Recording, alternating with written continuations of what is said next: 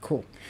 So we are on mute here. Hi, everybody, and welcome to our first Colorist Meetup live stream. So, as I announced earlier, we're going to go and rescue our Colorist Meetup. It was a fantastic event that we were doing last year, and we had some amazing guests, and it was so good for everybody in the industry to be part of it.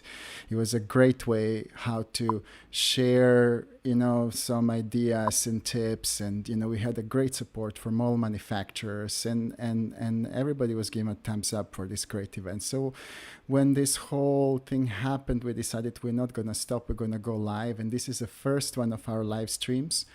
And I'm so happy to be able to have Alex with us. We've been actually talking to Alex for almost a year, but because of his schedule and our schedule, we never actually managed to properly organize ourselves. So now when this whole kind of live thing happened, we said, come on, Alex, this is a perfect opportunity for us to do it. And actually, Alex was on the holidays, and he managed to even, stop his sabbatical and, come and say, listen, I definitely want to do it. So, Alex, thank you so much for this dedication. I really, really appreciate that.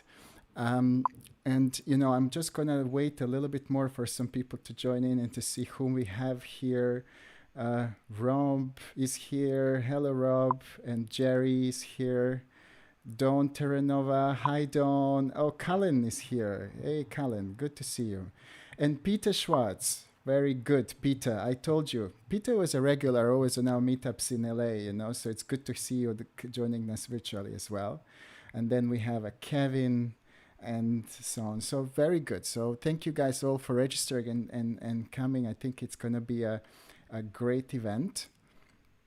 I want to just give you a little update to what we will be talking about today, so you just get an idea to what will be happening. First of all, I'm just going to go and give you a little introduction about what's happening with this whole AI. There is lots of R&D going in for big projects that unfortunately not everybody gets access to, but I want to still give an idea to what's happening there. I want to give you an idea to what plugins are available that you can use today that are really working. And then, we're going to get Alex to give us the whole shaboong about Autodesk, because they are certainly, to me at least, leaders in the way how to integrate AI properly in visual post-production. And, this is really the biggest trick. I don't think the problem is what can AI do for us, is how can AI do it for us, because there needs to be a link between this whole technology AI and what it can do for us and how we can integrate it. So there is a mix between traditional skills and AI skills. In terms of the studio projects that we have available at the moment, what we got here is basically probably the most prominent was the work on The Irishman, where they used a lot of the AI to do the facial replacement. And then, of course, there is the project that we're working on, the Color Lab Studio project that does all the automated color matching that is at the moment in use by some kind of high studios. But we are working on a release that's going to be available to everybody. And then also what I really found amazing was this kind of, BBC synthetic weather demo. I'm going to post some links afterwards in a video description, so you're going to be able to see that. But it was actually a great, idea that you could just dial in your location and you would get a synthetic, weather report by a person. So I found it looked actually pretty stunning. Another things that you can find on AI, and these are tools that I kind of played with and I saw them in action and I thought okay, this is really working. There is a plugin by Gigapixel called by Topaz Labs, and it's called Gigapixel. So it's the other way around. Topaz Labs, Gigapixel. It's a relatively inexpensive plugin that's going to do great upscaling. So if you ever have a problem with that, please go ahead and test it. It's a fantastic. Then there is a development which I kind of would say is a very early development for the roto work by Cognet, and a plugin is called Cognet. Now I don't know exactly the company name. It's a little OFX plugin for Nuke at the moment, as far as I understand, and it's kind of automated roto tool. And there is also another company called Video Gorillas, and Video Gorillas have got also great upscaling, and I believe they're working on a few other interesting ideas. But let's go now back to New York and say hi to Alex. Alex, can you hear me? I can hear you just great.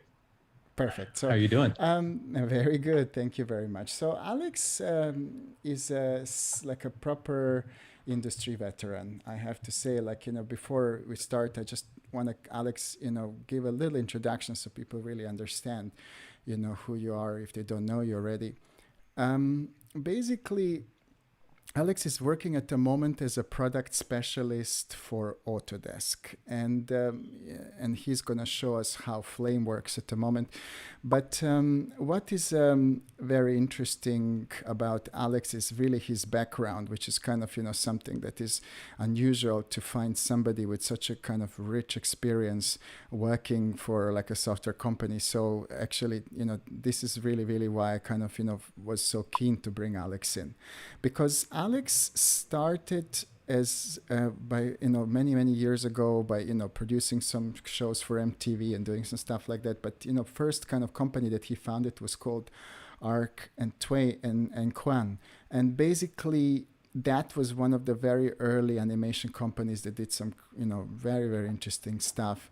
And then back in 2012, he launched a color department for a company called Detach. And this is really where Alex worked on like some very interesting project, at least that are interesting to us as a colorist, because he was color grading and retouching motion picture projects for some of the biggest photographers like Inez and Vindu, and we remember them because they were first early adopters of Red camera, and they did some great arty, kind of, videos for biggest fashion brands using motion and, stills from Red.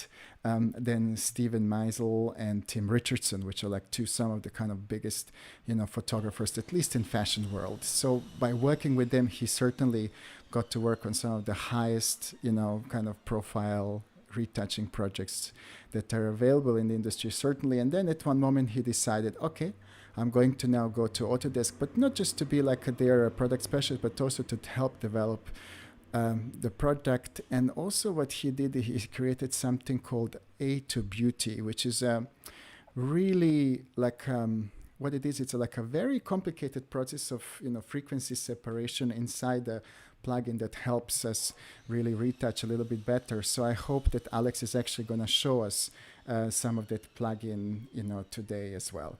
So Alex, I, hand it over to you. So please go ahead and take us, through your presentation on Autodesk. Cool, Dado. Thank you. Yeah, it's interesting to sit and listen to somebody talk about you. That's the first time I think that's happened to me, to be introduced like that. So thank you. It felt really nice. I will say that, well, first of all, I didn't develop A2 Beauty. I designed it with the development team. It was a huge collaboration. It was really fun to do. And I think, when I came to Autodesk, it was great because I was able to take my experience. I didn't come as a developer or a scientist. There's tons of amazingly smart people already in the company, and the product designers themselves, and along, throughout the other parts of Autodesk. I mean, we're going to talk a little bit about Flame and how Flame is leveraging AI and machine learning, but we're just one part of a huge company that's doing a lot of research in that area. If you look into the architecture and the manufacturing side, with generative design and all the interesting things that are going on there, Autodesk has definitely been making a big impact for not just the research side, but making products that are getting out there. So hopefully that's what I can show you today in Flame. Yeah, so my role at Autodesk is I'm a shotgun and creative finishing SME, which means I get to travel around visiting all of our clients. I guess hopefully everybody on the call or on the webinar today is staying safe and taking care of themselves and their families. It'll be a while, I guess, before I get to travel again. So I'm really thankful for this opportunity to just be in contact with everybody, period. It's a treat. But yeah, so I would visit a lot of the colorists, flame artists around town, Los Angeles, London, Paris, a lot of the big companies that you've heard of. And I get to work both on the flame side, but shotgun. So I do a lot of workflow stuff. In my past, I was able to, when I went to school, I studied engineering, switched to fashion design, of course, because that was my backup plan when I couldn't cut it in engineering. And naturally, that led me into my job becoming a colorist ultimately. So at D-Touch, it was a lot of fun working with the photographers that you mentioned, the brands. Within As Infinite, we got to do the Dior film, the very first Secret Garden film, which had sequels. But that was really exciting because it was one of the first YouTube fashion films that had like millions and millions of views, and it was shown as a trailer in the movie theaters in Paris and during Fashion Week. So it was a really fun time to be in that industry, and I learned a lot from these super, super talented creatives. I mean, it's like working with the great DPs. Fashion photographers have some of the most amazing aesthetics and very interesting challenges. So as I became a colorist, I started adding more beauty skills, and that's how I learned flame. So I used to work in luster. I'm sure there's not a million luster colorists on the call today or on the meeting today, but luster If there are any it's still still being left. used all over. Yeah, no, Yeah. there's still a bunch out there. Luster's still producing some of the biggest features. If you've watched an Avengers film lately, you've seen a lot of luster work. Yeah. You know, there's some great stuff. So that was my tool of choice. But when I was in the field, I did a lot of on-set production and color grading, and that's when I learned Resolve. So I had to use Resolve in the field, luster in the studio. And at one point I even started learning Baselight, but then when I joined Autodesk, I decided to stay specialized within the Autodesk environment for now. Yeah, so today I was going to hopefully reintroduce hopefully flame to some of you, maybe introduce to flame for the first time. It's a product that's been around for 25 years. Historically it's historically been a really expensive, hard product to access, hard product to learn. It was kind of up in the stratosphere of like the top VFX supervisors, and artists would access flame and work in these facilities, and you'd pay a whole lot of money to get in there. But things change. As you remember, if you know your history of Resolve, the first product there in hardware was about a $500,000 product, and I think it's a little bit less than that now, without Just counting the hardware about, yeah. side of it, right? So Yes, it's changed. So over the years, flame has evolved, and I'm going to show you a few things about what flame is, and then I'll introduce you to some of the color workflows that we're starting to adopt, and then talk about the AI stuff, and hopefully do some Q&A. I told Dotto that I am a conversational presenter, so nothing scripted. If you want to ask questions and you ask him, he can interrupt me at any point. I totally want to answer those questions as we go along. But the people who are using film are the people you expect to see. The Mill, MPC, and Frame Store, they're all out there making Super Bowl spots and every other big commercial. There's a lot of great studios like in New York, the ones I work with a lot, like the Artery and Carbon, Lively, Arce. They're doing just tons of commercial and episodic work, and flame is like the heart of that workflow. And if we come back, and they're producing stuff, Netflix, Apple TV, big clients now. They're creating a big need for this type of work. Nice Shoes and Cult, doing a lot of the stuff that I used to do, fashion and beauty work. These were some of my customers. And then, like I mentioned earlier, Technicolor, eFilm, Company 3, you'll find flame all over the place. You'll still find luster there as well, but a lot of the features, I think over the years, there's been, you lose count, but a lot of Academy Awards have been won on cinematography, on films that were graded with luster. So I'm going to talk more about flame though, and I'm going to talk just a few of the main features that make flame, I think, somewhat unique. Connected Conform is the first part of flame that I'm pretty excited about. It's about just talking about, not showing. It's really more of an administrative part of the tool where you can take a whole lot of editorial content. So multiple edits, multiple versions, and the connected conform will walk through all of your versions and abstract that into master shot and sequence timelines. So it takes all the work that you need to do, gives you one kind of holding container that links back to all the original edits that you have. So as you start producing the work, the VFX, it automatically cascades back out into the individual edits. And you don't have to start swapping things out. And it's really quick, just automatically update all those deliverables. Inside Flame, when you move into the creative side, Batch is the other thing I want to mention. Batch is a traditional node-based compositor. It's been, we have, fortunately, a special guest today with us, and he might fill in some of the dates that I missed, but Batch came around, a few years into the Flame life cycle, and it's, node-based compositor, similar to what you'd see in Nuke, or if you're a Fusion user in Resolve, you'd be very comfortable with the same set of tools, floating point compositing, all like in a DAG. It's really one of the first high performance node compositors. Everything in Flame is great because it runs on the GPU. So it's super fast, whether you're on the timeline, whether you're in Batch, it's all the same code running on the GPU, and it gives you really, really fast reaction times.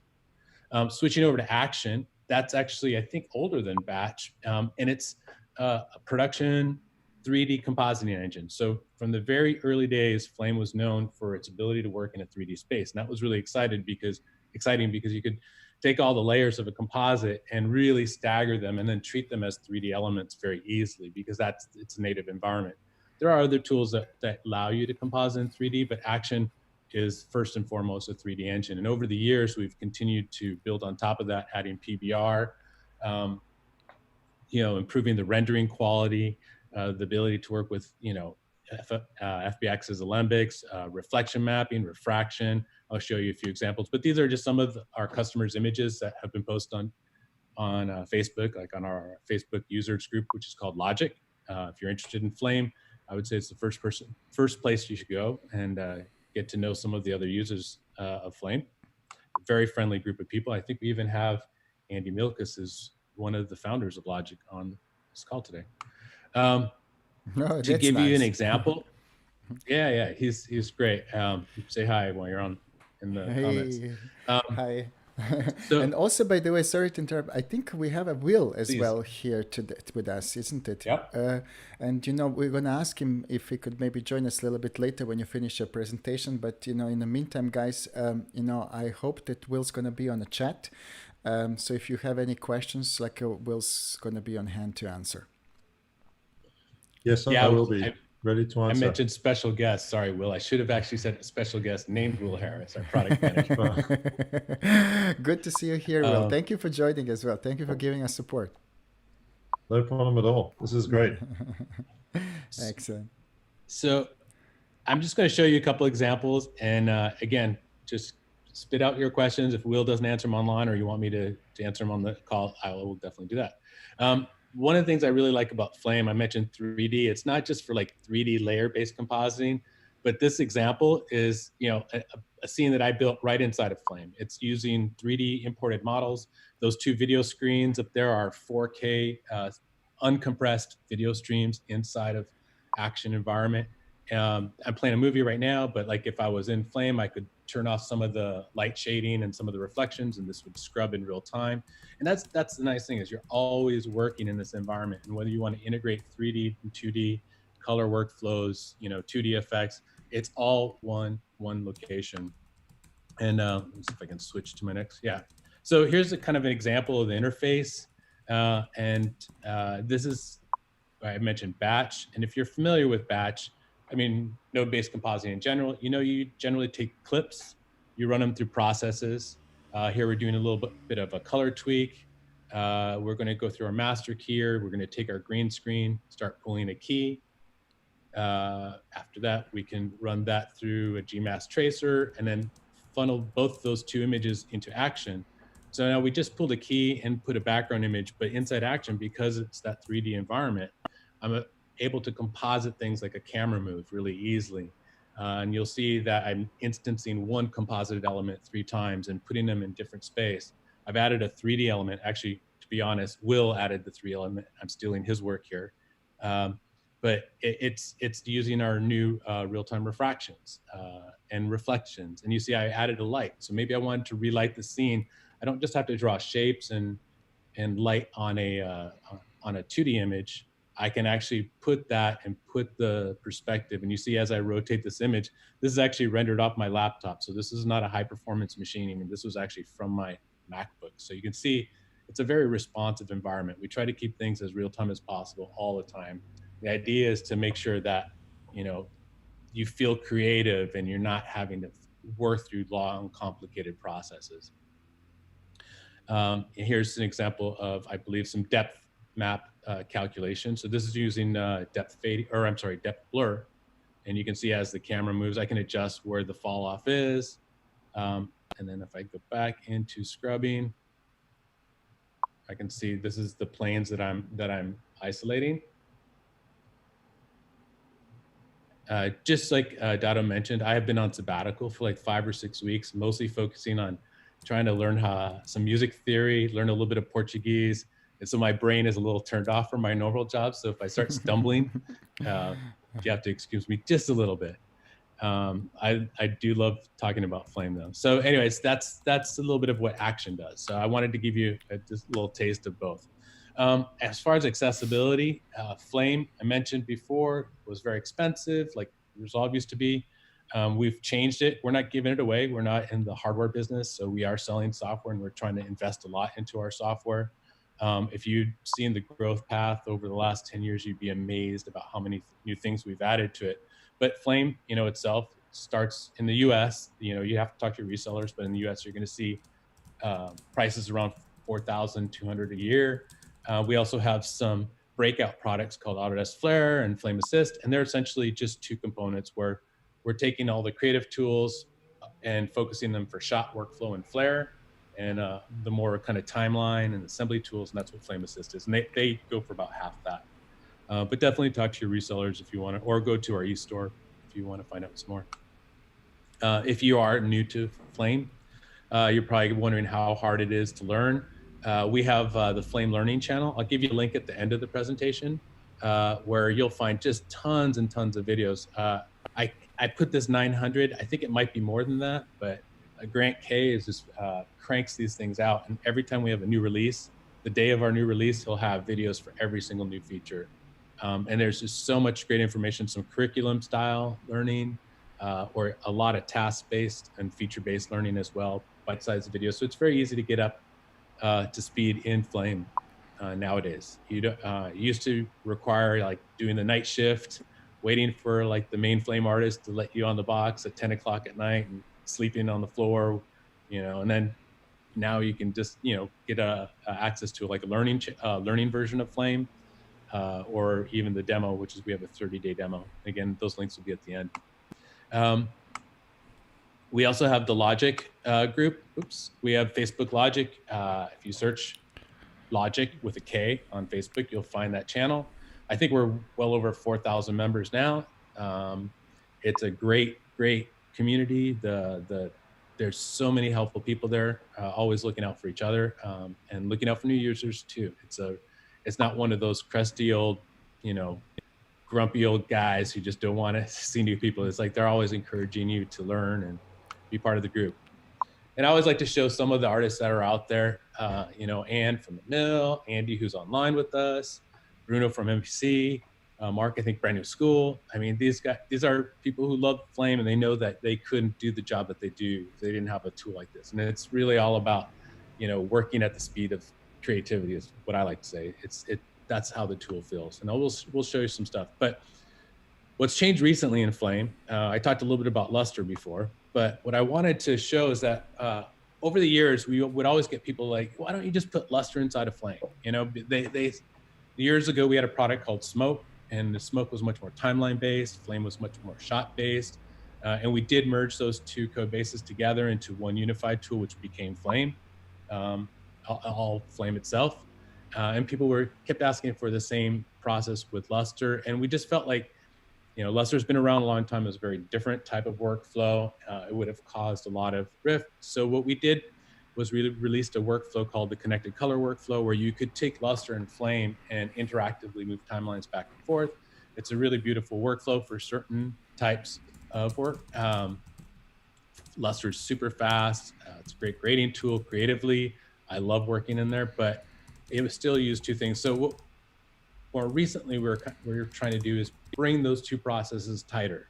And instead of merging Luster into Flame, what we really wanted to do is replicate and reproduce all of the capabilities, but with a fresh approach. Leveraging all of what's strong about Flame and leveraging what's changed in technology since Luster was built. There's a lot of new workflows. So it's really this whole idea of how color grading, and VFX are converging into one type of workflow.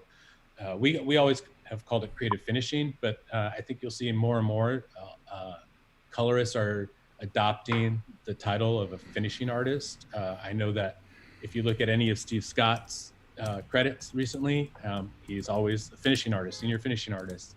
And he's very adamant that he doesn't just push color pixels around. He's creating an image with a lot more tools, whatever tools are at his disposal. And so that's what we're trying to fill, that need with the improvements with Flame.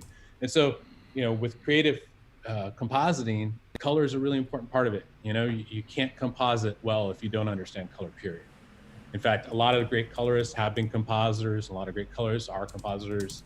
It's a really kind of necessary skill set to do both in some cases. So what we're trying to do is not let colorists have all the fun, but let Flame artists and compositors have some of the fun too, by giving them the same set of tools. And the idea is to be collaborative, not necessarily displace everything that you do in Resolve or Baselight, but hey, you get a graded pass and you're working on your finishing spot and you need to make some color tweaks. You should have access to the same tools to make sure the client is happy at the end of the line without having to go back to another stage of the pipeline and push your images back through just to get a finished product out. And so we're trying to make that process as seamless as possible. And we're going to go look at that in just a second. But what we've done is we've added both a stack and node-based color grading system. So whether you come from Baselight or you come from Resolve or maybe Photoshop, you'll see stuff that you will recognize in this workflow. And because these tools are merged really seamlessly into our existing Flame tool set, you get to take advantage of all the great CG type stuff that we have. So when you import renders, Flame supports EXR passes, and you can take things like a normal pass, for example, and use normals in our keying tool to drive with a little directional widget like this to drive an image that becomes a matte. And what's really great is you may have a great composite that needs to be changed because all of a sudden you get a new plate, or maybe the plate was regraded and you have to relight your CG. Well, it's not just color grading it, but actually maybe, hey, we have some sunlight coming from the side, and just being able to position the source, it's going to define a matte. So these are the types of things that are very easy to do with Flame. And we wanted to make sure this capability was merged with all of the new color grading tools. And that's why it's not just grafting Luster into Flame. And of course, Tangent created the arc. I believe Will was actually very closely involved in the design of this with Stéphane Labrie on our development team to make sure that this product worked with Flame. So you get a full color grading panel. This is the full size, completely full featured, fully customizable setup. And supports all of the grading tools and runs across other parts of Flame as well. Live demo. All right. Yoo-hoo! That's switch screens. Hopefully that didn't drag out too long.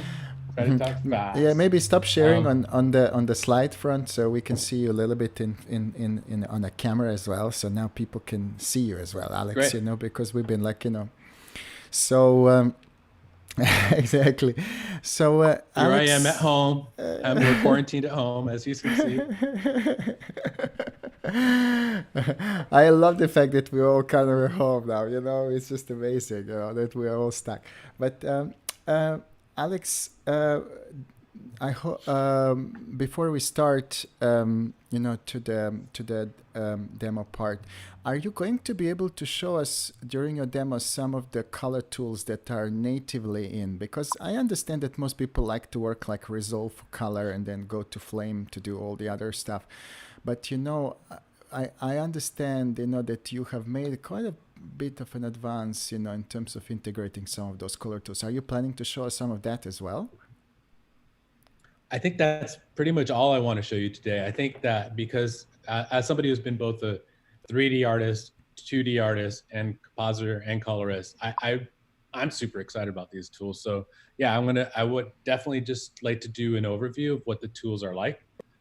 So you'll see the things that are familiar to you as a colorist, and then see what we're doing to make that experience better using what your premise at the beginning is, using and leveraging AI and machine learning to build better tools. Mm-hmm. Okay, very good. So that's my goal. Very good. I also just saw like there's a comment from a guy who says, "Oh, this feels like a sales pitch." So I can definitely assure you that this first part was just a little bit of a background for you to understand what is Flame and how it works, so that everything that you're going to see, which is now the educational part, doesn't feel like completely out of reach. So I just really wanted to kind of follow up. I respect that comment. No, I appreciate that comment. I'll be honest. My job, if you saw the slide at the beginning, it said Shotgun. That Shotgun is a production tracking and management software. That's my job. and I'm lucky because I work for this company that sells the tool, makes the tool that I used to use. And I do it kind of half-time, part-time. I love working with Flame. So that's why I get a little excited. I'm not trying to sell you anything, I'm just trying to answer questions and tell you why I love the product and why it works for me. So I've been using it. I've actually graded 2 short films and on the side for my friends, and it's working well. It's very good. We can talk about some of the other people. I think we have a couple users online. So yeah. Do you want me to switch over and start? Yes, we're ready. Let's try. All right, so let's see what we got here. So I have 2 laptops in front of me, by the way. I was presenting on my MacBook here, and I'm going to look over here at my Linux machine. And it's looking good. The signal is looking absolutely fine. Everything's there? Yeah, good. Let's go. So I am great. I'm not going to talk about Flame in general, except for, there's a lot going on here. I'm just cleaning up my icons. That we could dive in deeper. If people want to learn more about Flame and wanted to do another, event in the future, we are going to be doing more events for when we release our next version online. Obviously, these events will happen. Absolutely, we wanna dive in. We wanna definitely keep following these developments. Because I kind of feel that in order for colorists, especially those that are like working independently, not inside of post facilities that you have mentioned, like Mail and where you have a teams of visual effects artists already to hand. But let's say an indie colorist who's going to be working now probably from home, and what you want to do is you want to be able to offer services that are a little bit better and higher than what everybody else can offer, and being able to master a tool like Flame is actually going to give you that winning edge potentially. I think this is really relevant for all of us because colorists are as you mentioned earlier, they're not necessarily anymore colorists, they are finishers. And finishing does require more than just color. Exactly. So I think being open-minded to what possibilities out there is essential. Thank you for saying that. Yeah, and I probably should have said earlier when I was talking about the mill and some of those customers, they represent just a small number of customers. We have many individual artists working from home already. In fact, before I joined Autodesk, that was what I was doing for 2 years, working from a home laptop and doing most of my work, and I was doing great. there's a lot of work out there nowadays, and I think it's great when you have a comprehensive skill set. Flame is designed to support that skill set. It's not like Flame is going to solve your problems. It's your skills, but being able to jump from one skill to another without having to jump between tools, I think is really our goal. Yeah. So yeah, should I jump over here? Go ahead. Go ahead. Let's move on and show us a little bit, how Flame works, and then give us some examples. Okay, so if you do know Flame, you'll know it's broken up into a few different tabs. We have like our conform section, which I talked about before. This is our timeline editorial environment. And what we've done is we've added this new effects tab. And I'm going to show you a little bit about this environment. As soon as my mouse starts working again. Okay. So the effects tab is essentially what you would call like a color grading environment. And what it's going to bring is our new storyboard control. So something you're familiar with in any grading tool is being able to see a storyboard of your timeline. You're going to see things like scopes. You're going to see things like your selective controls. So the way we're doing this environment is we're trying to make it very much a HUD-based system so that you can see everything at one view. And the Flame interface is very malleable. You can really change the scale as you want. You can change the views that you have. Here I have scopes on. If I wanted to go to my map views, it's all just when I pull a key, here's the map that comes out. So it's trying to give you everything at once.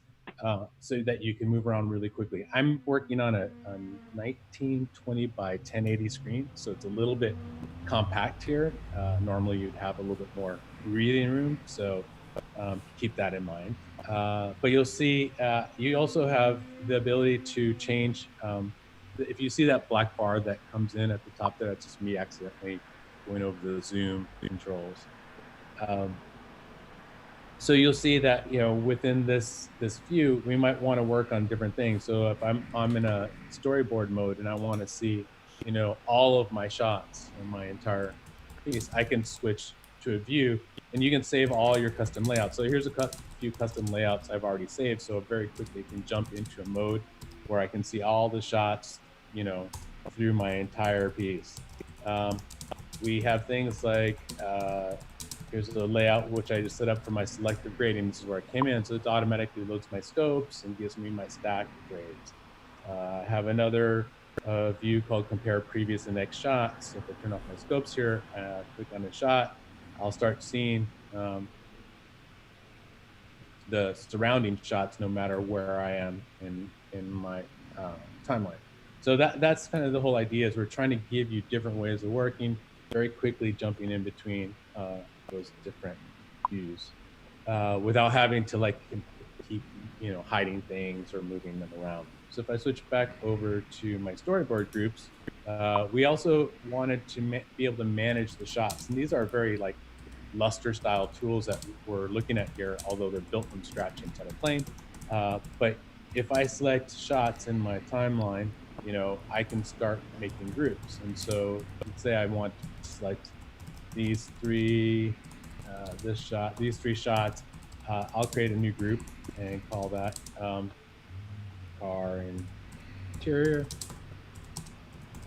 And so now I have a group. And what's really nice about having groups is if I filter, I can isolate my view to just those shots. So now I can start comparing things. And if I wanted to switch to a different set of shots, maybe I want to focus on the shots that have the full car in it.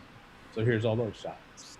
If I make this a little smaller, you can also do some interesting things, like maybe I wanted to view certain shots together. So I'll switch to a custom order and just start rearranging the shots. So I can look at shots that maybe are more similar to each other and keep continuity across my work. Just focus on shots that focus on her. And so it's really just being able to select shots, create groups, create layouts, create storyboard views. So if I wanted to start grading now, maybe I'll switch back, turn off my filter. I'll switch back to my selective grading. and we'll look at the rest of the interface. So you'll see over here on the left, this is what we call our manager, and it works very much like, I mean, you could equate it to a base light stack, or more, I think to me, it's more like Photoshop layers in a way, where you just have each layer sitting on top of each other. And it's nice because as you're working, you know, we have our primary grade, you know, where we can maybe do a quick, just a quick balance and contrast. And then we start going into a selective. And when I click on my first selective, you'll see I have a grid here. Just helps me kind of matrix. That helps me kind of store and organize. But as I add selectives, it also gives me a HUD up here that I can select them from. So and these are Alex, all kind of equated to, yeah. I see you have something there called log gamma. What is that? That's my special surprise. I can't tell you that yet. Okay, okay. Okay, go ahead. Log gamma is really exciting. That's actually coming up just a minute. So anyway, so the idea is, you know, you're managing your selectives here. If I add a couple selectives, I'm just doing some preset midtones, highlights, or maybe, you know, color key. You know, it comes with the diamond keyer by default here laid out.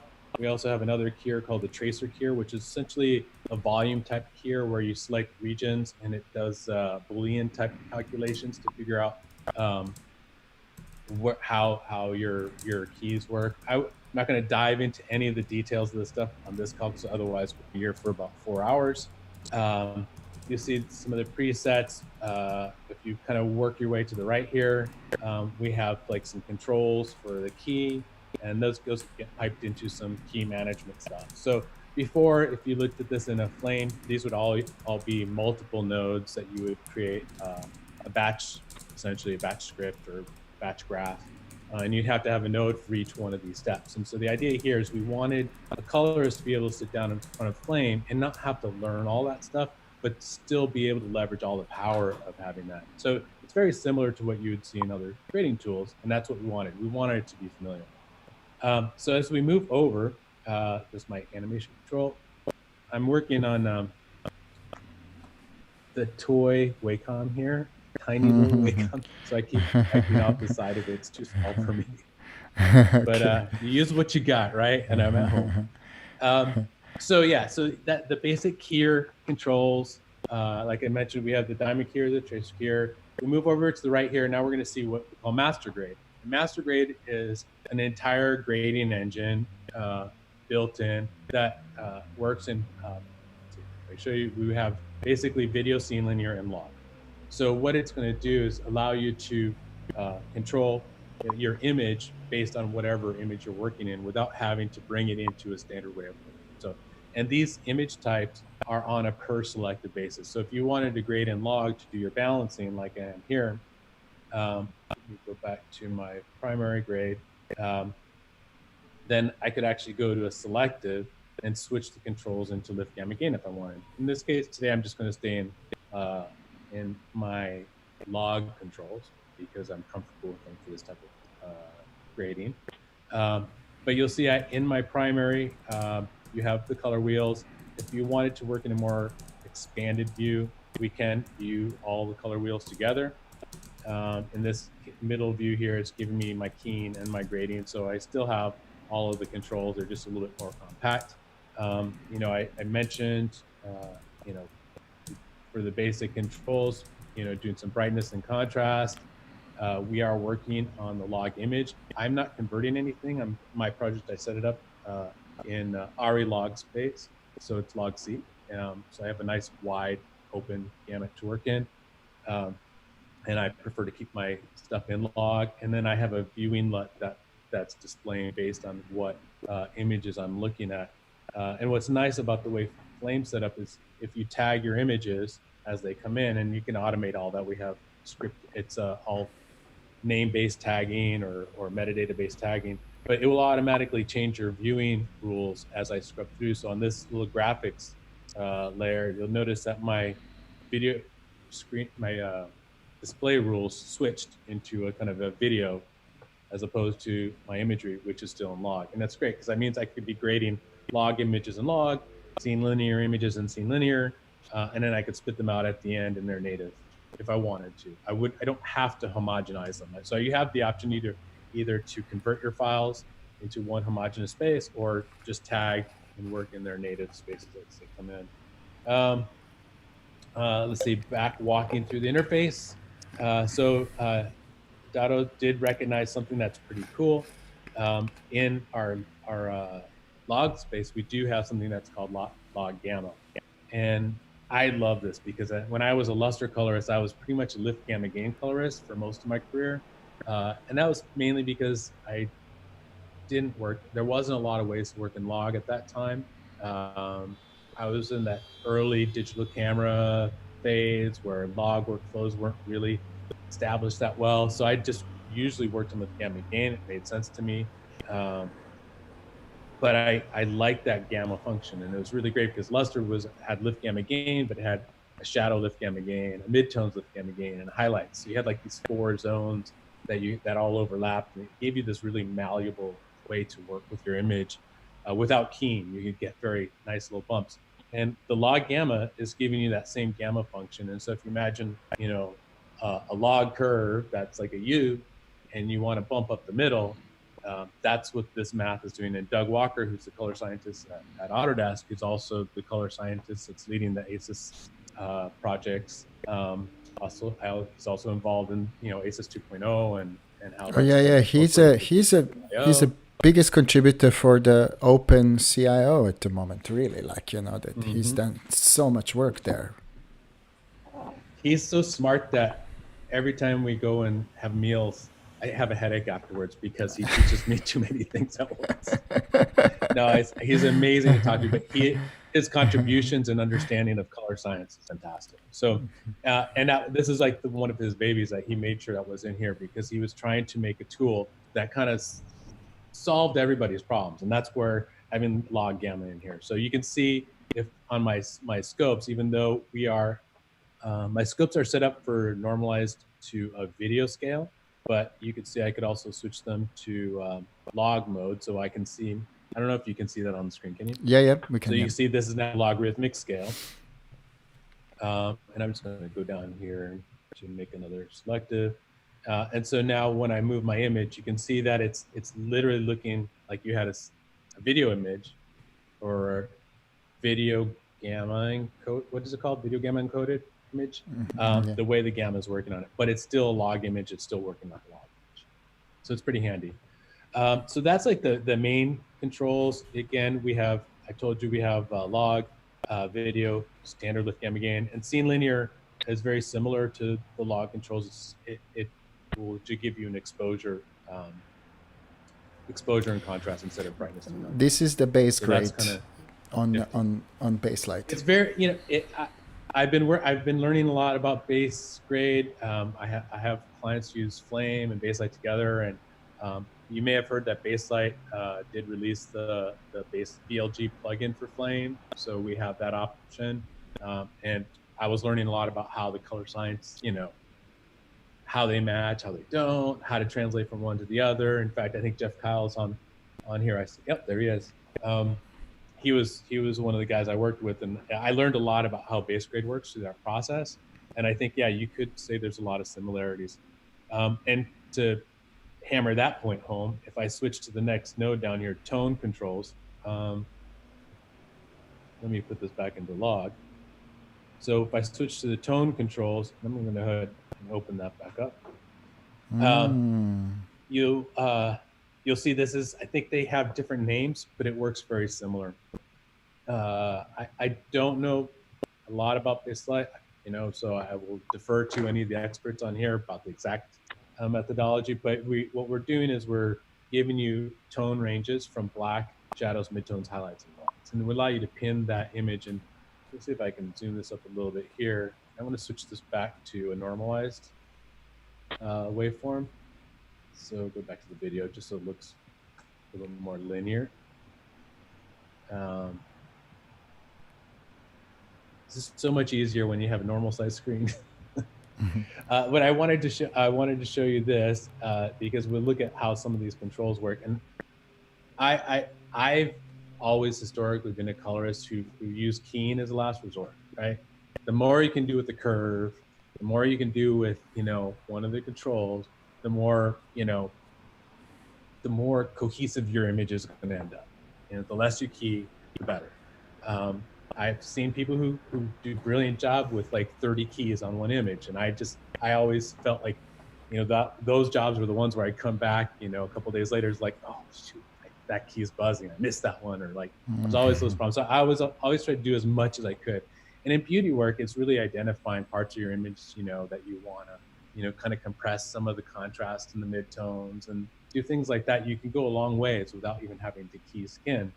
And then we have some new tricks that we're going to show in a little bit. But the idea here is like, if you look at our luminance sliders, and we have some range controls for each one. But if we're doing things like maybe we want to compress shadows, you can see this shadow control is really just controlling and pulling down from that shadow range. If I change the start point or the pivot point, I can collapse that to a much smaller range. Right. So one thing I noticed, like, Alex, which is actually something I never quite, like we have similar controls in DaVinci as well, which they call it log tool. Yeah. And but the problem with the log tool is that it breaks image so quickly. Like you literally start tweaking a little bit contrast and the image starts falling apart on the place where it blends from one range to another. And I remember that. So you mean the curve itself? Mm-hmm. Yeah. And the Laster was so good in that blending. Is this like a kind of something you guys imported from Laster, or at least does it behave in the same way?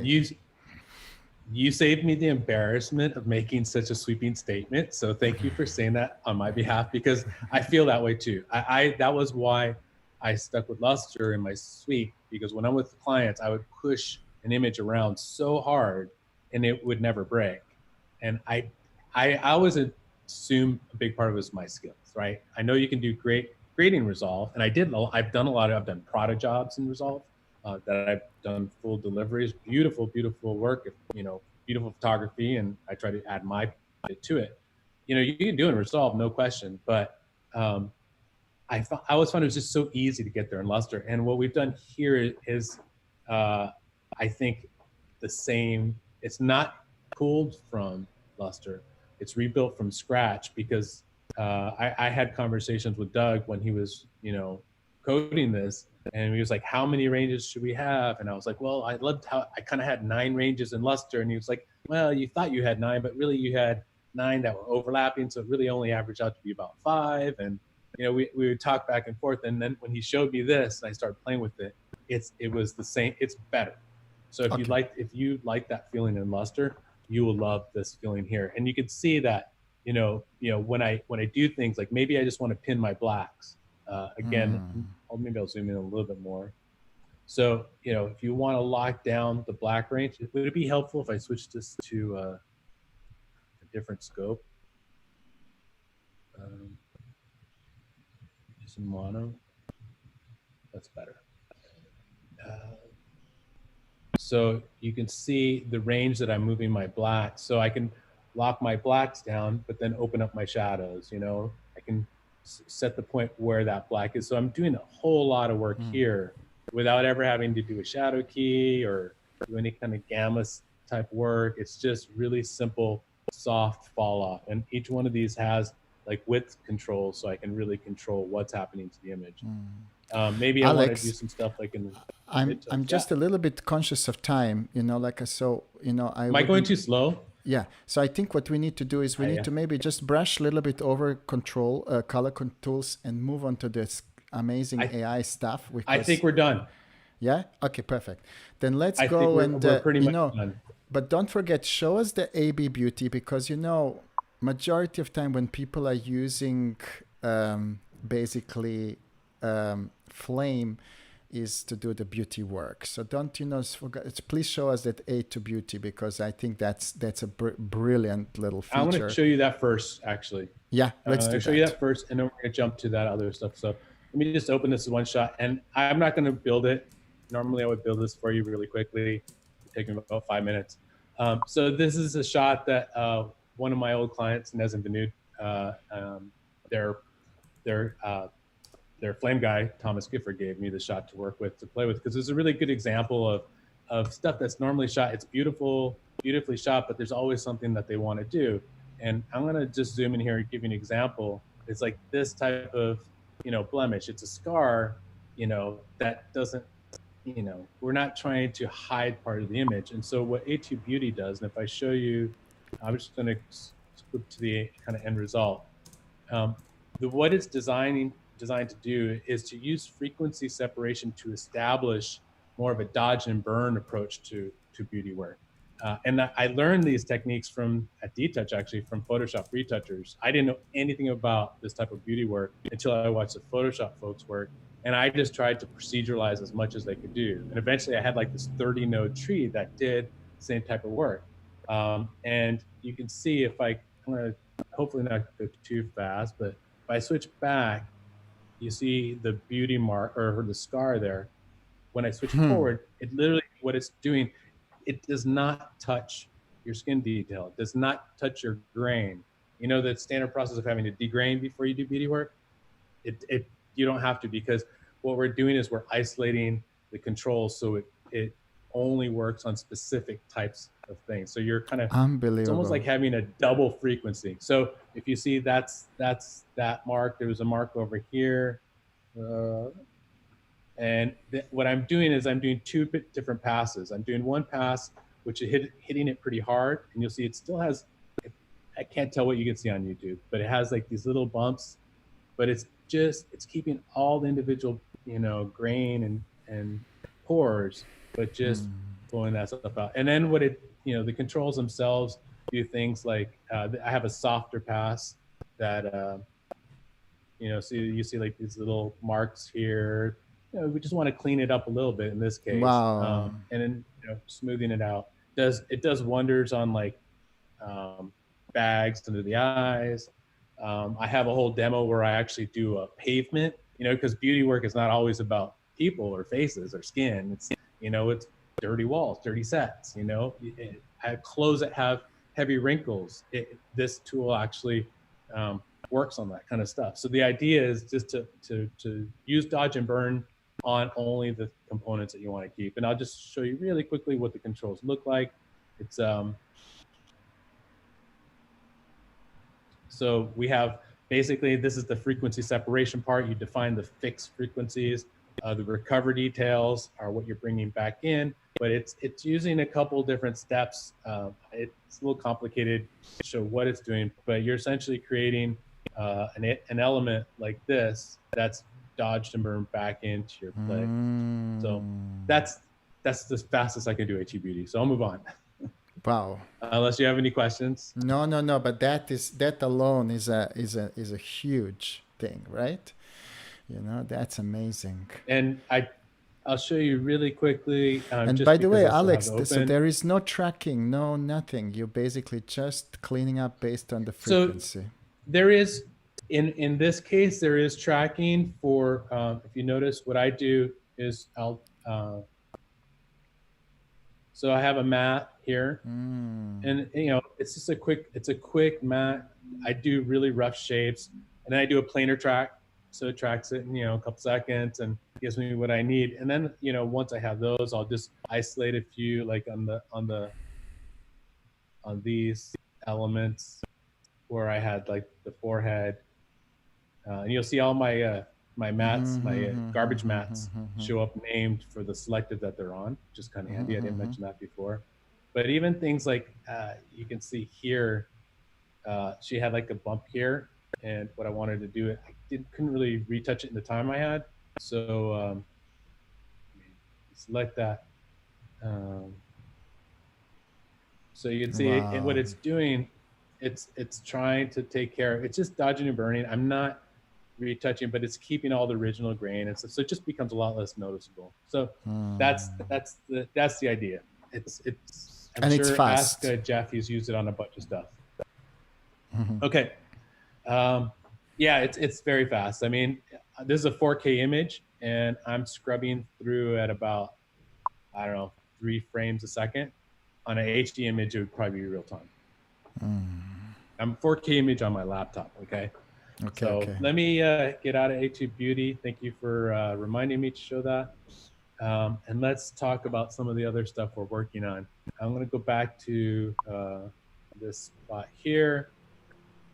And what we will do is look in our effects tab. So let's just take this image, and already have it on, just in case I didn't have time to set it up.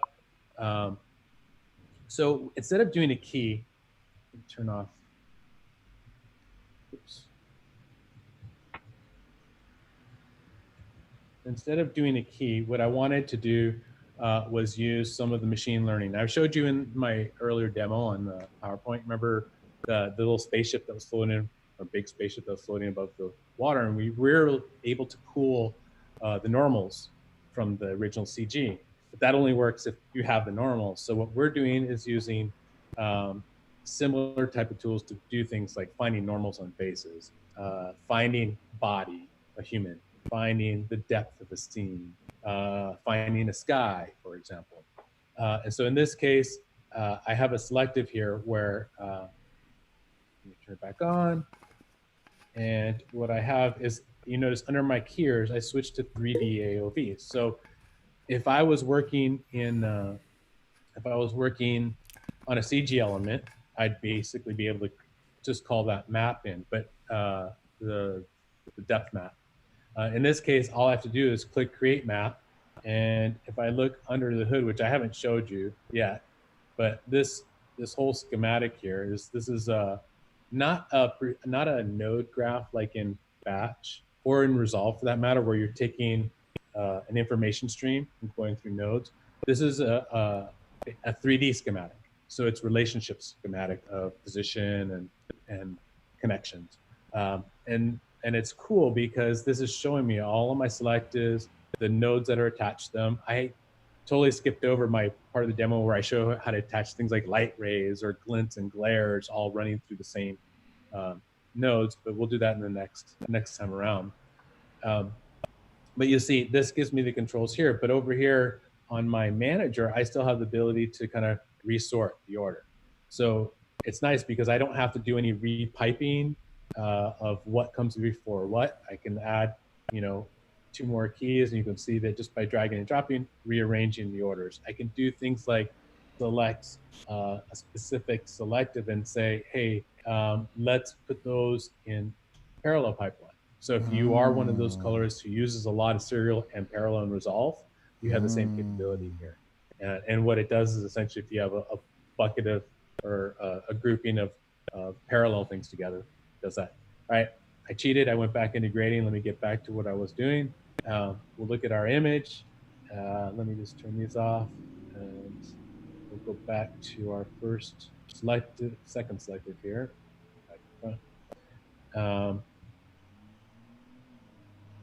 So this selective. So is this like a depth-based selective? Yeah. So what I did, let me get back to where I am. So that's why I need you to talk to me, Dado. I just go all over the place. No worries, no worries. So basically what you did is you used the AI tool to analyze the depth. Yeah. So what it's doing, it's saying I need to create a map, and what I meant to show you in the schematic is that it's adding this Z depth node to, I can see it even here. It's adding that Z depth, and then I'm taking that Z depth and piping that into this map. So on my selective, I think in all of this talking, I've created a whole bunch of unnecessary things.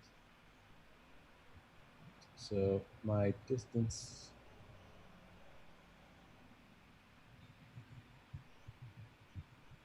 give me 1 second. I'm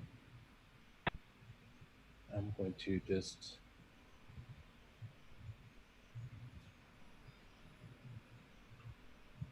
reset something here. My tablet would come to life. What I think, what worked really well, Alex, I remember when you showed me, those kind of, what was it, soldiers or something like that on a depth, that shot, when you kind of, used your depth calculation. Mm-hmm. Yeah. So I wanted to just do that That here. one. All right. So I Yes. reset that. Yeah. All right. I'm sorry about that. Back on point. So I have a depth calculation. You'll see that what So wait. happens I is need to just essentially explain a little bit what's happening here. Sorry to interrupt you. So what's happening is this. So yeah. you want to sometimes separate things, and what we have at the moment is we can key them. If we can't key them, we have to roto them and track them. So basically, but if we can calculate depth in the shot, if we know what's in front and what's at the back, this is another way of how to separate things in the shot. So, Alex, can you now show us just a depth layer calculation that you had earlier on the right-hand side?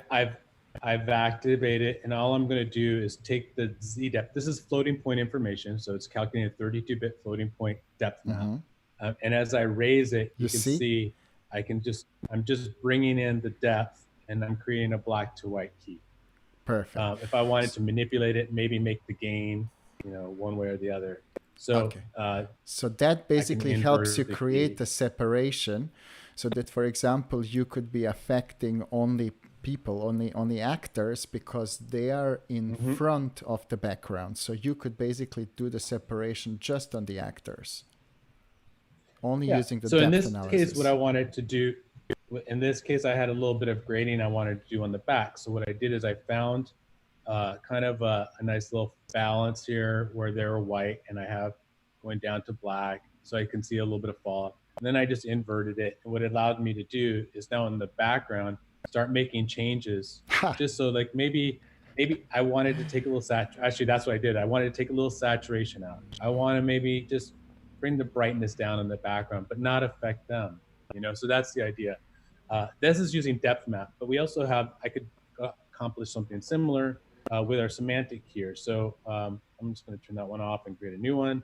So I'm going to take another selective. Okay, so before you carry on doing that, Alex, and I'm just going to basically explain what is semantic here. So there is a discipline inside the AI which is called semantic segmentation.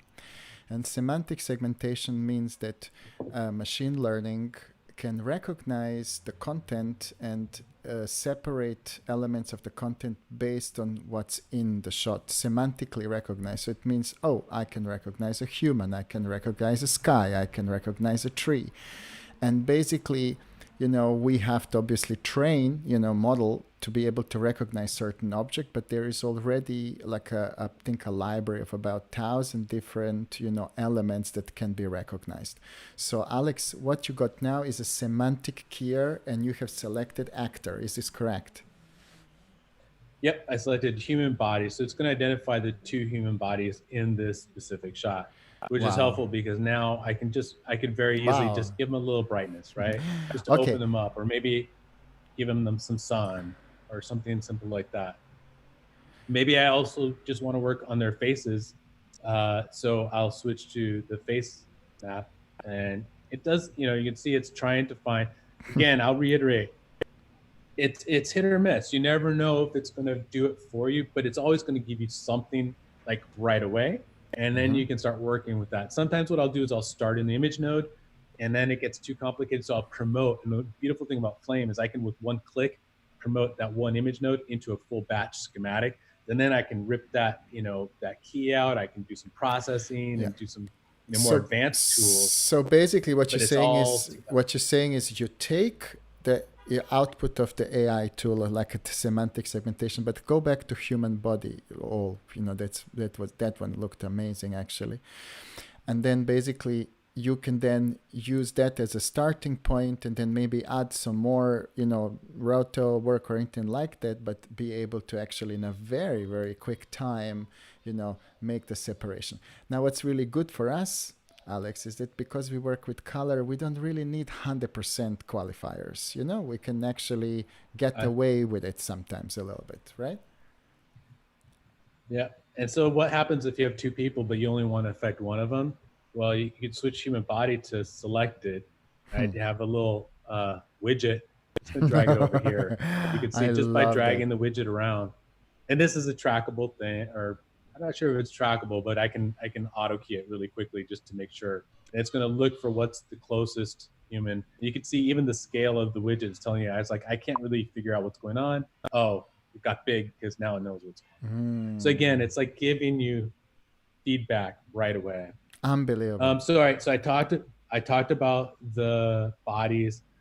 Again, I guess I'm going too slow, so I'm going to switch over to one more of our semantic keys, which I set up down here so I could do this quickly. So in this case, we saw we had human body, human head. We also have a sky. Because I don't know about you guys, but I had to do a lot of sky color correction.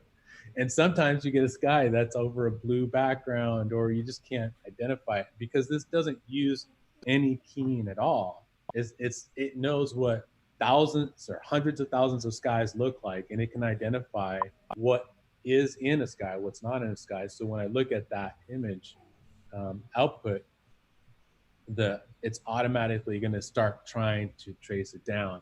And so in this case, I think I just, I did some, well, let's see, the incoming image was this, right? So if we built this image up, I did a basic, so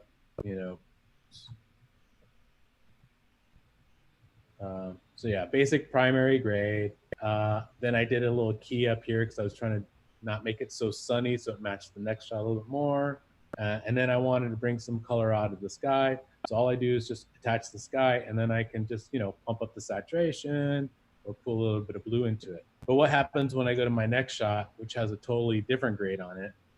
And if I look at this shot, we see I have, let's do it before and after. So it was a different time of day, darker. Just wanted to give it something similar, but I still want that sky shot. So remember I told you about this grid down here. It helps me organize. So I know that on this shot, it was on 2. I had my slot 2 with the sky here. This just kind of is think of this as drawers to store different grades, whereas up here it's giving you the order of operations of your grades. So the names still match. Up here, it will always show you the order of operations. If I go back to this key, and I'm going to switch over to another layout, compare previous next shots. And what I'm going to do is just take this 3. Alex, we just had a question coming through. I wanted to ask you, how long does it take to calculate semantic key?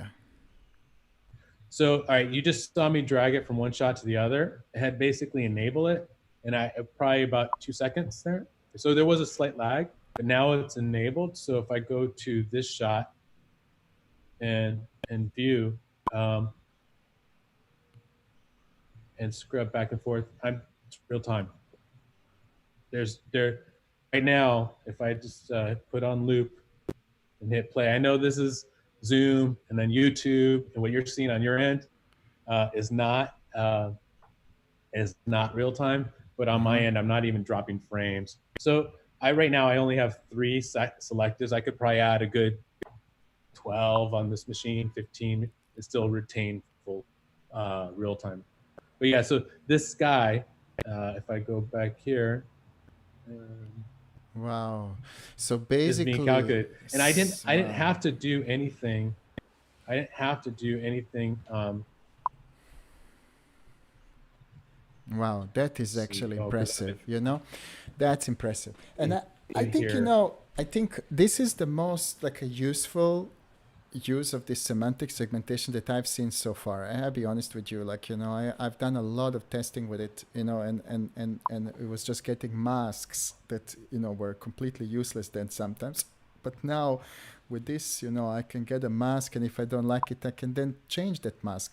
But I've never seen it work in such a speed as you have it here. Yeah, no, the human body, all the semantic keys are real time on a good machine. They respond instantly. Even the normals map, same thing. The depth map can slow down a little bit more, maybe not be quite real time. I mean, it really depends on the shot and the resolution. And we'll just post it in the thread. But we have a caching. Yeah, we'll just post it in a thread that if you have a RTX card from NVIDIA, then the Tensor cores can basically speed it up immensely.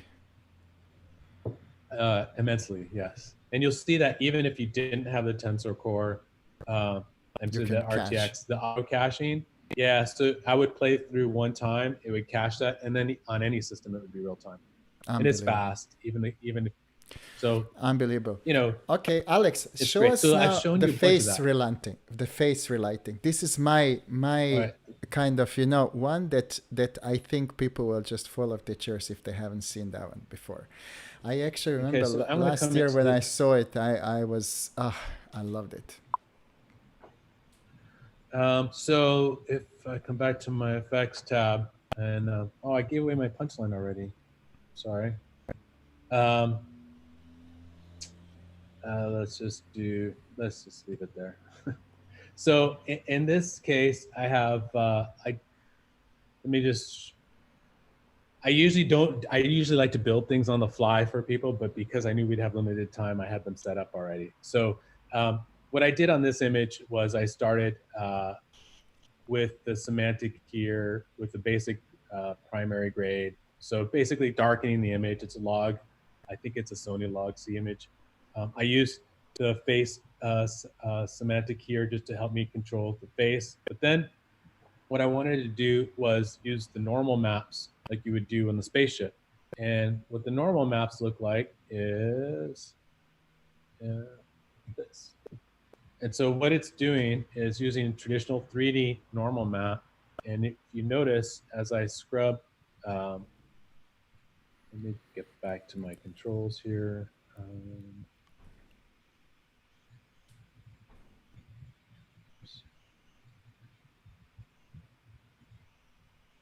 Sorry, I accidentally turned it off. So you could see, actually, when I just turned it off and turned it back on, it took a couple seconds. So that's like a typical thing when you activate it the first time. But then once it's activated, I'm going to actually put that in my primary screen, which is 9 8.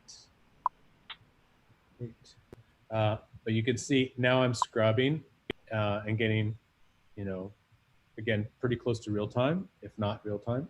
I'm using animated region of interest to help me isolate what I want. And you'll notice there's a lot of extra garbage. It is, again, it's a tool that you use for one part of it. In this case, I'm really anxious to get like her face. And so now that I have that, if I go back to my selective, I can turn that on, and I'm just, you know, created a shape here that is tracked, you know, to help me isolate, but I'm still using that face. So if I switch now to look at, back to the key here. So this is what I'm doing. So I'm taking that normals map that the AI tool generated, I'm going down to my 3D AOV controls, and here's my widget. And I pointed this out in the PowerPoint part of it, but I can say, hey, I want a light from this side. Maybe I want to slide the light, you know, I want to relight from this side. So I'm basically just wrapping around her head. It's cool. And then, so now that becomes the map. Maybe I want to tighten it up. I can lower the fall off or threshold, you know. So I'm controlling really what part of the face I want to change. And then once that's done, you know, it's really good, you know, maybe just raise the midtones, highlights, or, you know, I should zoom in a little bit there for you. I'll hide the GMAS now.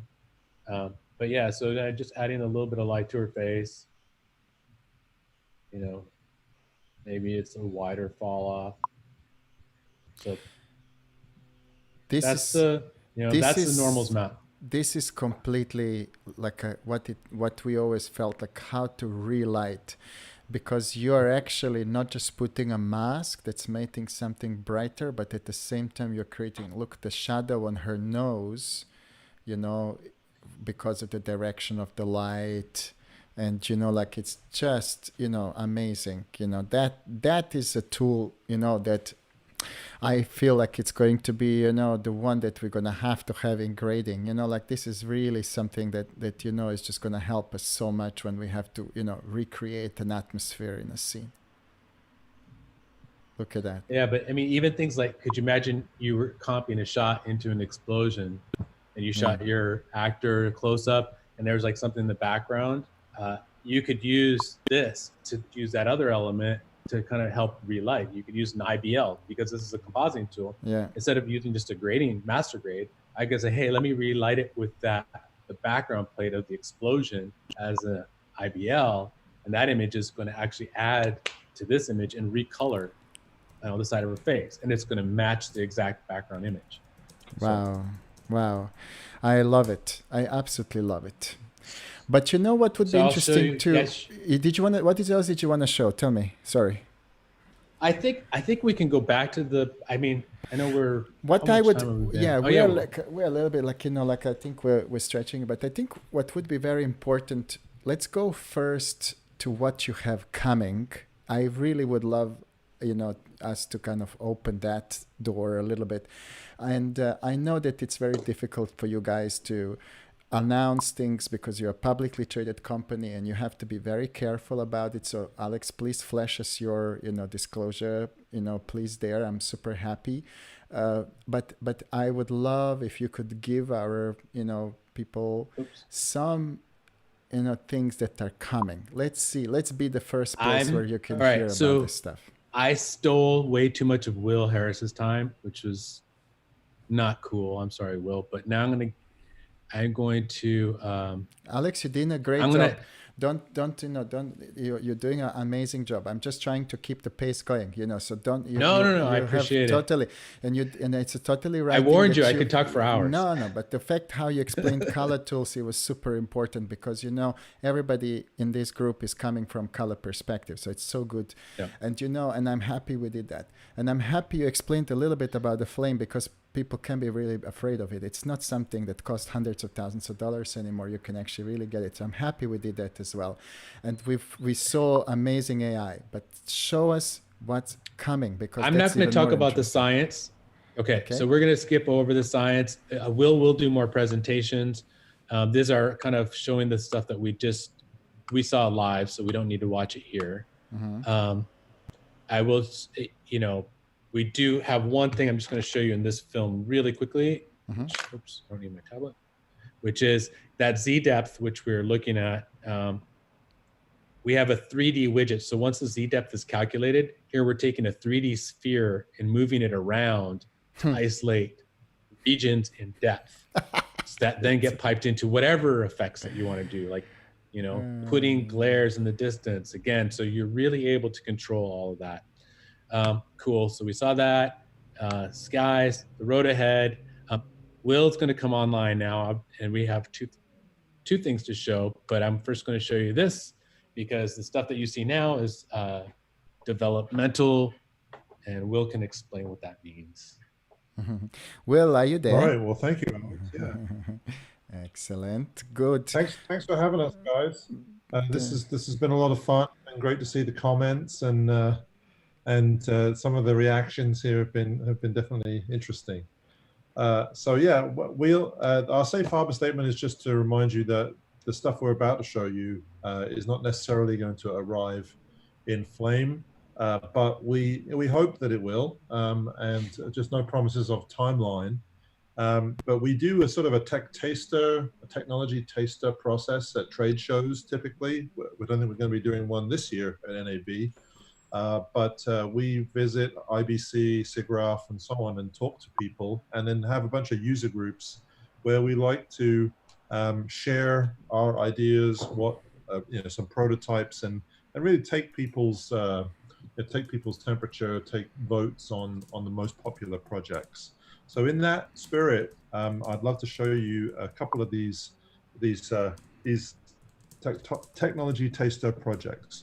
So the first here is called Physical Defocus, and go ahead and play the video here because this is a tool that we think would really complement either if you had Z depth coming from a CG render, traditional Z depth, or you generated it yourself right here in the timeline via that depth generator that Alex was using earlier. So the natural companion might be a really fast GPU accelerated custom bokeh defocus or rack focus effect where you could pick based on depth in space, be able to slice the depth, blend the depth, and understand, how to re-isolate the in-focus part of an object, even on a shot that's got no business being defocused, like this, wide angle of a city. But that's okay. Doesn't have to be physical. It could be just cheating defocus and going for an artistic effect. The key thing about it is it has to be high quality. It has to be clean on edges, and it needs to be interactive. So this is a tool that we think would be valuable. We think, as you can see from this prototype, we've already got it working pretty fast. We think this would be cool. And then Wow. it could allow you to Wait, Will. depth. Can you pull that back and forth again? Just do a little bit rack again. This is amazing. Wow. You could overemphasize depth. You could do a custom bokeh. That's the kernel, the light kernel. God, how this is so good. highlights would react. Even be able to plug in a custom shape or lens artifacting for anamorphic, that kind of stuff. Chromatic aberration on the blooming is the kind of things that people have asked us for over the years. Sorry, this last example. Well, I have a Tim Sassoon. You probably know him. He's like a legendary visual effects artist. He's on the group as well, and he wondered who's talking. So I just want to introduce him. So, Tim, this is Will, and he's a product manager for Flame, and he's in Texas. So he's basically like Alex is in New York. I'm in Santa Monica. And Will is in Texas, and we all are in our homes like everybody else, and we're doing this meetup. I love it. So just really wanted to make a little round of introduction because Tim didn't get here that you were going to be here at the beginning. Sure, yeah, and Tim, Alex has been kind of giving us an overview there of the tool set, this effects tab area of Flame, which is kind of like our grading and effects applied to shots on a timeline environment. We looked at A2 Beauty. We looked at the machine learning tools that are already in Flame up till now. We built a framework that is able to generate things like the equivalent of depth, but for live action content, the equivalent of normal maps, AOVs that you would get in CG rendering, but generated from live action material only, nothing but the footage. And the way we do it is by that technique of machine learning where you feed hundreds of thousands of source images as reference and hundreds of thousands of expected results. So in the case of depth, you're saying, here's a photo of a building. Here's what the depth would look like with the sky at the back and the ground in the front. Here's another 100,000 of those. Churn on that as a machine learning process, and then package that algorithm into a video tool that can then in seconds or minutes interpret that. So that depth in this case is what is being fed into what we're proposing now as a new tool that could be a high quality defocus effect. And what we've got here is a 3D environment with some 3D geometry mixed with depth extracted live action footage, the curtains in the front and the rest of the scene in the back. But then with one control, you'd be able to rack defocus the whole mess, the whole environment. And that's how Flame thinks. That's how action works. Is once you have an environment, you can apply an effect from a camera's point of view. And this is the kind of things that we think an advanced use case would require. So then moving on to it will to the go ahead. So now I'm just going to let Tim know that this whole thing is recorded. So I believe that the link will stay live and you can go back and see things when your connection is better, perhaps as well. And you can also reach out. I'm going to give some email and links at the end. So if you have any specific questions after this, you can always reach out directly to me. Okay. Sorry, Will. Oh, no, not at all. And thanks for that. So this last thing that we wanted to show you as a prototype is another use of machine learning that I think would especially relate to beauty work, where Alex was drawing rough masks. But if you had a lot of shots that all needed cheeks or nose, or you can go ahead and play, or laugh lines, or the T-zone, that part of the face that, the down the nose a bit, and the forehead. Wouldn't it be great if you could just have one click to get there? And this is an evolution of that concept that we had with head recognition. The way we get this is by generating a UV map of the human face, extracting that from the frames, and then being able to highlight parts and then reapply that, white on black that gets distorted by it being reapplied to the video. So it's like an unwrap, rewrap effect in 3D terms. But you don't need to know that as a colorist or a user. All you need to know is that your mats follow the face, and then you can pick what those mats are. We think that we could also offer a custom mode here where you could see the unwrapped kind of intermediate and just do paint on a still frame, and isolate a mole, and then have a custom mat for this actress. Anytime you see her, it would isolate her mole, for example. But then, of course, dragging and dropping in machine learning world, you just wait a few seconds for the analysis to find the face of the new actor in the new shot, or the new take with different movement, and then you have the same setup, the same template applied on a completely different shot. Our machine learning, is working over different ethnicities and different, size of the face in the image, up until it's too small and you can't tell it's a face. But you can, you'll be able to highlight individual faces if you have multiple actors in the shot and stuff like that. So this is continuing that, but what we would call a face part extraction for relighting. This would also work with the normals map that Alex showed earlier. So you could say, I want the skin on the left side of the face, but I then want to use normals to angle where the light is coming from. Or I want to do the upper lip where there's some creases in the skin, and I want to apply A2 beauty in there. That would be the use case for this kind of tool. I'm so excited, Will. I can't wait to use that with A2 Beauty. Cool. It's going to be great. Yeah. And then the next one. So yeah, hopefully these make sense. The last thing to mention was that we also see the rise, the continued rise of streaming services, delivering to Netflix, Apple TV Plus, Disney Plus, and so on. And one of the areas that we think would be good to invest in is Dolby Vision HDR authoring and display.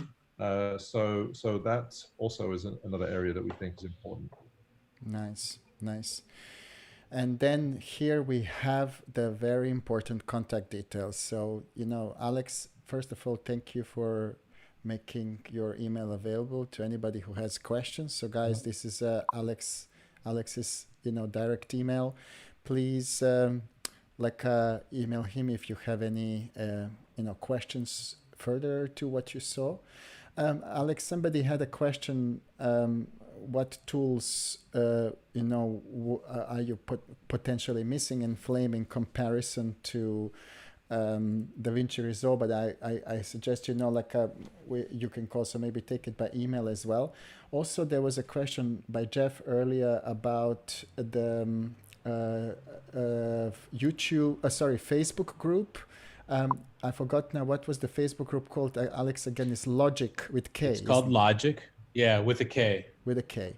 So basically, that's a very good place, where to ask questions. And then, for all the training stuff, you go to this YouTube channel. Now, there is a basically 30-day trial that you can download now and play with it as long as you have a Linux box, I suppose, and a Mac, I think. Is it working with the new Mac, Will? Is the new Mac Pro something you guys are testing and using it with? Yes, we do support it in our latest version. If you grab the 30-day trial, you may have some hiccups simply because it was released before macOS Catalina came out. So watch out for that. Contact us if you need help with that. We expect there'll be a new trial not too long that will work seamlessly on macOS Catalina. But there's certainly the standard, the Flame users out there that have the update since last October. They're running great on Catalina on the Mac Pro. And that trial is also, by the way, that the trial is also available on Linux, if Oh yeah, that's and I about. was also very surprised to learn today that you guys give 3 years completely free license to anybody who's still in education, and I think That's right. Yeah, this is great. I just That's posted across the board, the all flame. Autodesk products. Maya, Yeah. you know, if you Yeah. want to learn that, you know, it's all Autodesk products. That's Please a do. On If the you have an architecture side. educational affiliation, you're a PhD, a master, you know, you got master, you're associated or a professor, you can access that and get your legitimate EDU license. That's amazing. Also, a question just came through from Fumiro Sato, and he wanted to know whether this whole machine learning tools would work regardless of color spaces or resolution. That's true. Yeah, it does. No specific limitations other than, you know, that your graphics card can handle the processing. But in terms of color space, it's we built into the tools. We optimize and read the tag of the image, and if we need to convert it, if it processes best in scene linear or log, we do that in our algorithm and don't touch the footage. But so yeah, so it does work regardless of resolution or color space. Excellent. Excellent. So I kind of just really wanted to kind of at the end thank you guys all for your time, you know. Um, and Nigel also just mentioned with a National Film and Television School, it's going to be great because he's studying there. Nigel, actually, I hope your studies are going well. And also, guys, I just really wanted to, thank you all for, being with us. And, especially I want to thank Alex for this amazing, amazing presentation. Will, for being able to join us. I think Will, you made it like a super official, with your appearance at the end. And you my color friends, I think if you wouldn't be dialing into these things, we wouldn't be doing it, and if you wouldn't be benefiting from it, we wouldn't be necessarily feel motivated to do it. And keep us, on your address book, or subscribe, as they say, on YouTube. What is going to happen is that next week we're going to tackle another very, very important question, which is the question of remote workflow. And we have 3 super important people, Michael Cioni from Frame.io, Joachim Zell from eFilm, who did an amazing project on the last Hollywood Post Alliance called Lost Lederhosen. It doesn't have a funny name, but it's anything but funny. The project is actually really, really interesting. And then we're also going to have a Jeff Olm, one of my favorite colorists, who was also famous for doing the dailies on Revenant, who's also going to be joining us completely remotely. We're going to be doing another remote session. We're going to be doing it all remotely. So it's going to be an amazing event, and it's exactly in 1 week time. Same time, same place. Also, let us know about any comments, how we can make this better, and how we can improve it, what would be interesting for you. You got my contact details. And one more time, Alex and Will, amazing job. Thank you so much. You did such a great job. I love it. I love it. And yeah, I think we have to repeat this again. This is such an important and big subject. We'll let this a little bit settle in with everybody. And then, Alex, I suggested in a few months' time, when you guys have a new release,